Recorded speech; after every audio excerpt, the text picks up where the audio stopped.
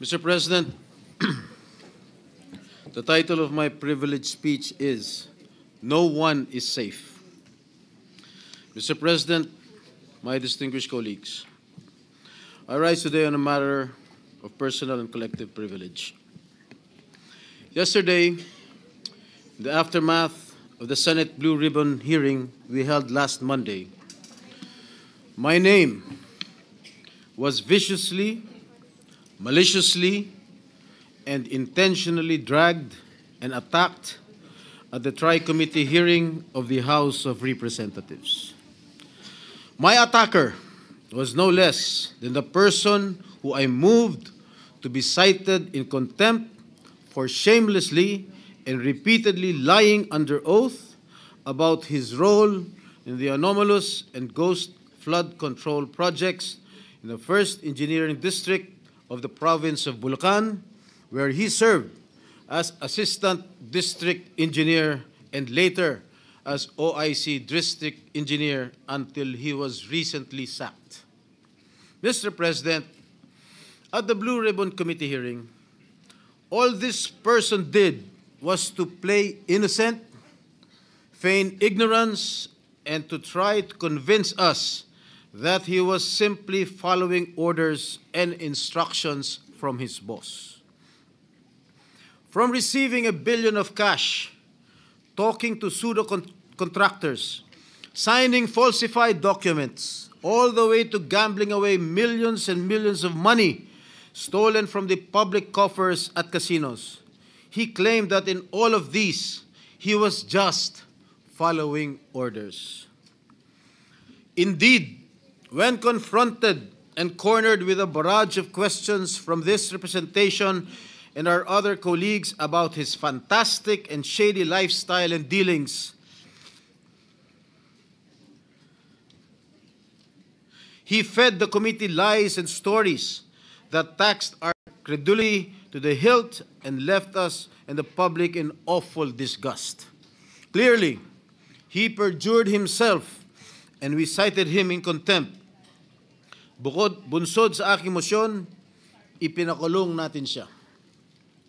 Mr. President, appearing the next day at the TRICOM hearing at the House of Representatives, this former DPWH Assistant District Engineer by the name of Bryce Erickson Diaz Hernandez, or Bryce, also known as Marvin Santos de Guzman, yung kanyang alias sa casino, apparently realized he needed to level up dahil hindi niya nalusutan ang ating Blue Ribbon Committee. Hindi pa sapat ang pagsisinungaling niya para pagtakpan at maisalba niya ang kanyang sarili. So while he was in detention here at the Senate, sabi niya, nakapag-isip po ako at nagdesisyon na maglabas ng ilang nalalaman ko sa flood control project. Tama po, sabi niya, tama po si Senator Lacson na mga engineers ng DPWH ay tila naging legman o bagman na lang. Kung tatanungin niyo po ako kung sino o kanino kami naging bagman, sasagutin ko na po ngayon. Nakapag-isip? May naniniwala ba dito? Samantalong ayon nga sa impormasyon ni Senator Lacson, habang naghihiring ang Blue Ribbon noong September 1, nasa casino siya at nagsusugal. And then, lo and behold, during the TRICOM hearing, he then proceeded to take off from that remark jokingly addressed to me by Senator Marcoleta when Mr. Diskaya said that there were no senators involved. Ang sabi ni Senator Marcoleta, safe ka na. Mr. Hernandez said, sabi ni Senator Marcoleta kahapon, ligtas ka na. Hindi po ito totoo. Si Senator Jinggoy Ejercito Estrada, Senator Joel Villanueva, Yusek Robert Bernardo at D.E. Alcantara. Si Sen Jinggoy po ay nagbaba ng 355 million ngayon 2025 sa mga ilang projects sa Bulacan at ang sabi po ng boss ko dito ay 30% ang commitment dito. Mr. President, this is a blatant lie. Isang malaking kasinungalingan. I wish I did not have to borrow your time in this privileged hour to demonstrate how crooked my accuser is. I know most of you have probably witnessed the proceedings in the investigations conducted by both houses of Congress, where he has so far appeared.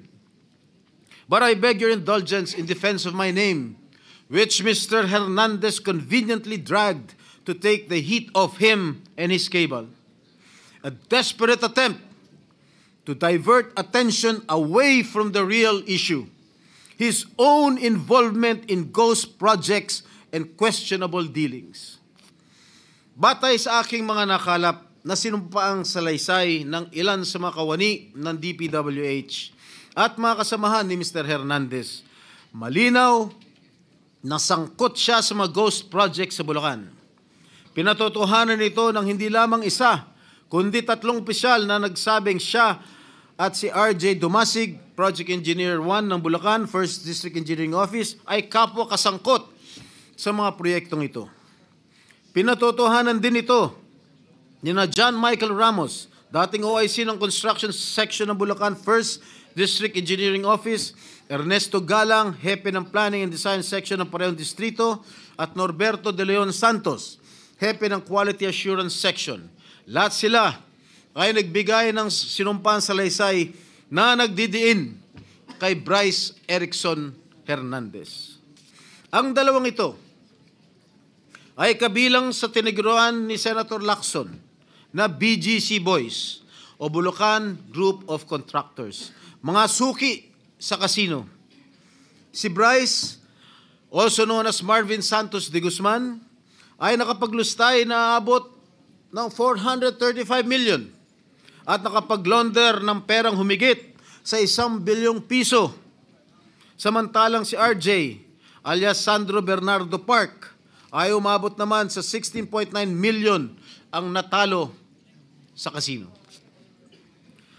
Ginoong Pangulo, malinaw ang paglalahad ng ating kasamang senador na ang kanilang mga gawain ay nagpapahiwatig na sila'y sangkot sa paglilinis o paglalaba ng mga nakulimbat nilang pondo ng bayan.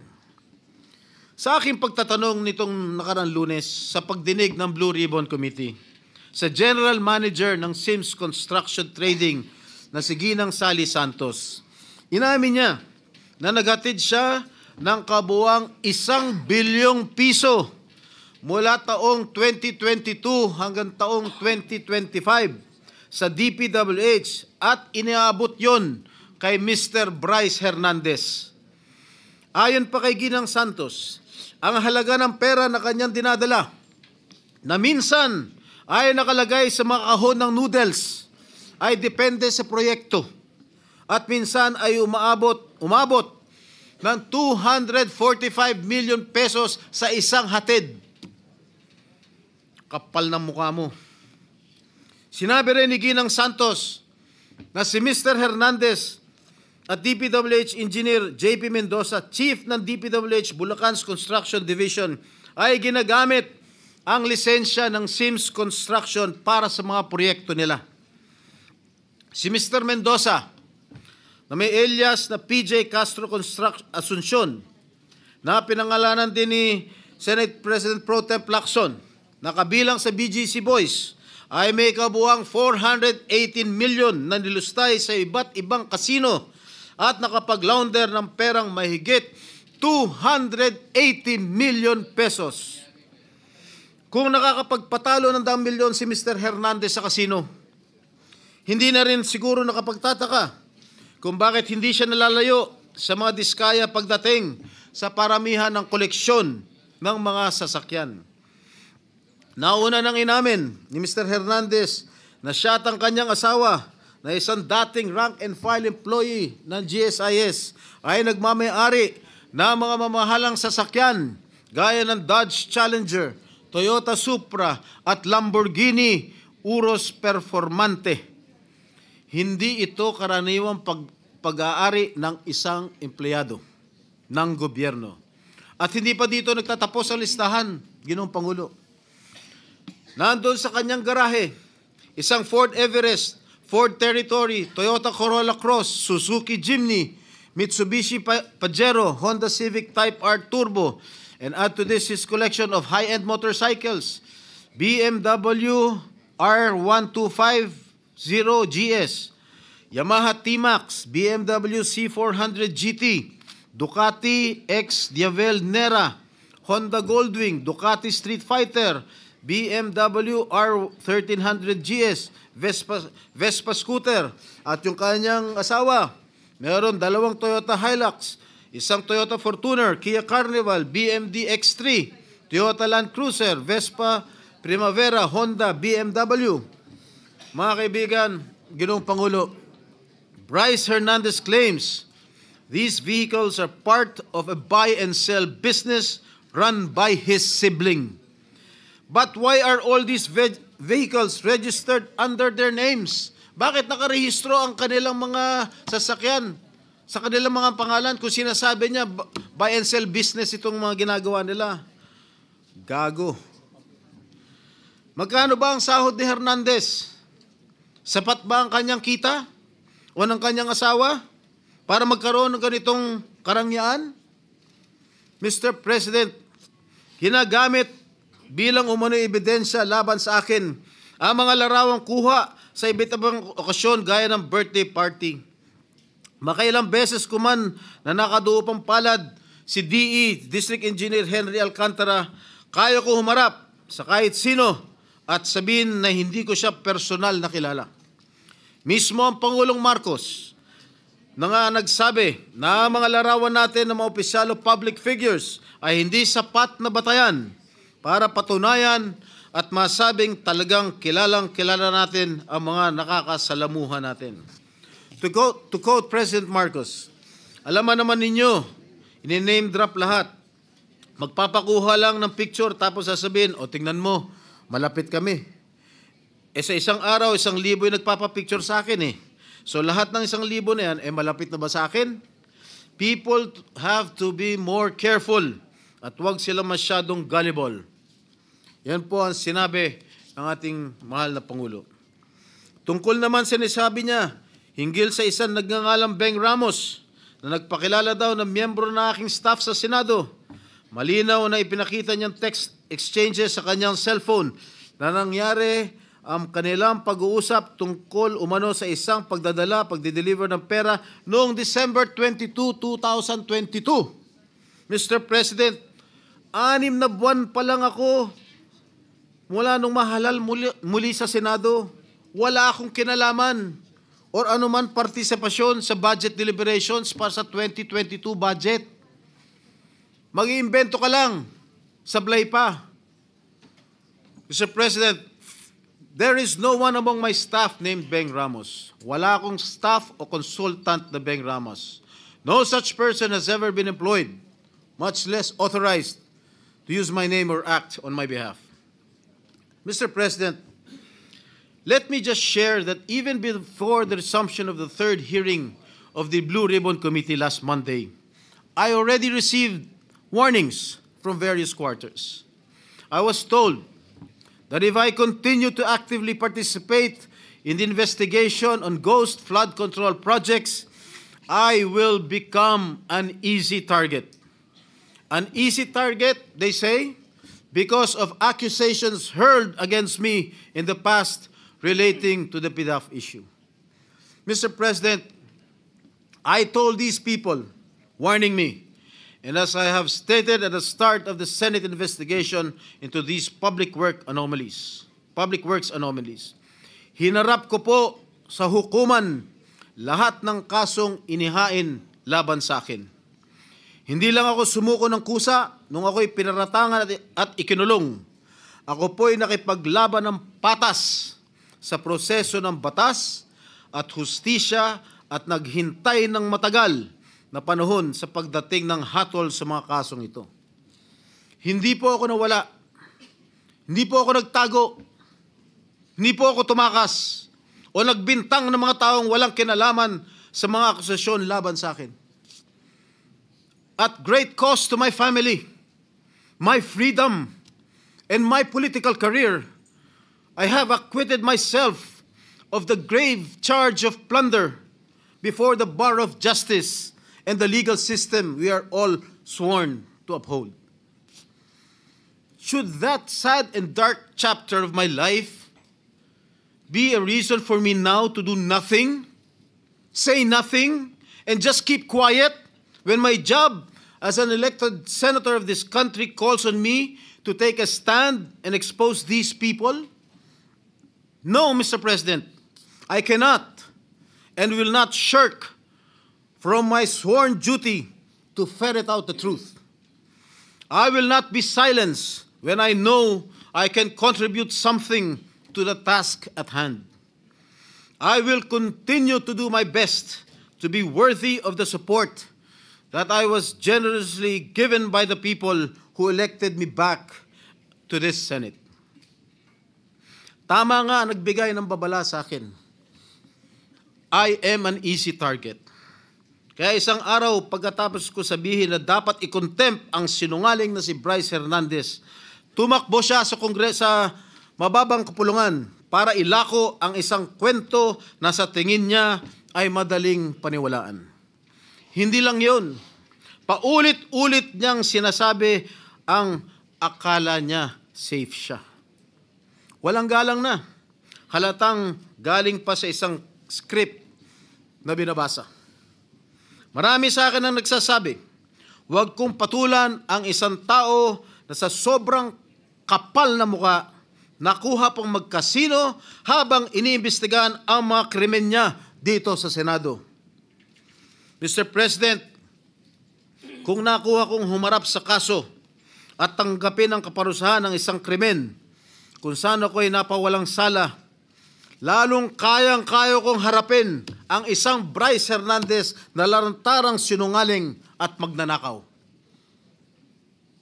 Ang sabi nga ni Senator Marcoleta, safe ka na. With due respect to our colleague, hindi po, Senator Marcoleta. Hindi ikaw, hindi ako, at lalong hindi safe ang taong bayan. Hanggang may mga Bryce Hernandez na engineer ng kasinungalingan at pandarambong ay hindi tayo safe.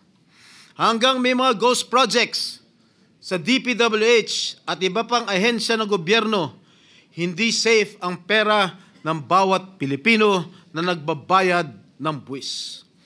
Isipin na lang ninyo, takot na takot ang mga kababayan natin basta BAR na ang kaharap habang may mga walang konsensang tao na isinusugal lamang sa kasino ang pera ng pinaghirapan at binuno nilang ibayad.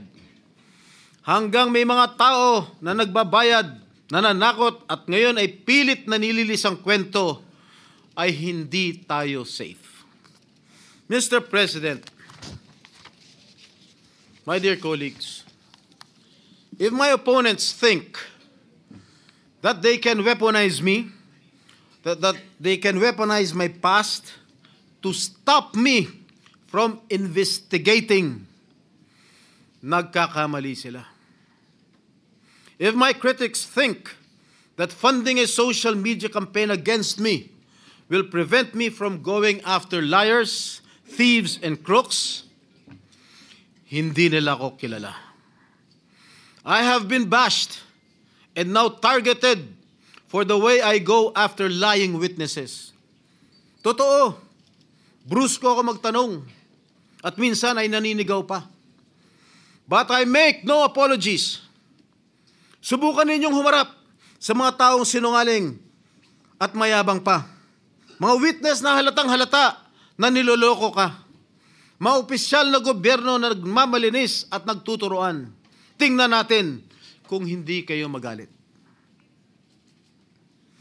Mr. President, my brother, Senator J.V. Ejercito, is known as the good one. Okay lang po yan, dahil kapatid ko naman siya.